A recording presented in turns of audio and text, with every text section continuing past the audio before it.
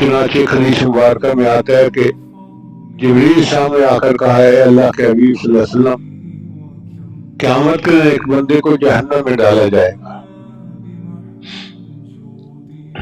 تو اللہ تعالیٰ مجھے حکم فرمائیں گے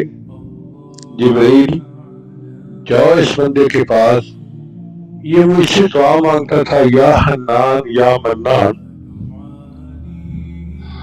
تو اس سے پوچھو کہ یہ یا حنان یا منان کس کو کہتا تھا، تو میں اس سے پوچھوں گا تو وہ کہے گا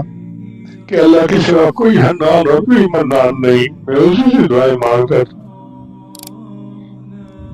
اللہ فرمائیں گے اچھا اگر یہ مجھے حنان اور منان مانتا تھا تو اس کو جہنم سے نکال لو۔ آپ اندازہ لگائیے اللہ کی رحمت کا کہ یا حنان اور یا منان ایک مرتبہ کہنے پر اللہ معاف فرما دیں گے۔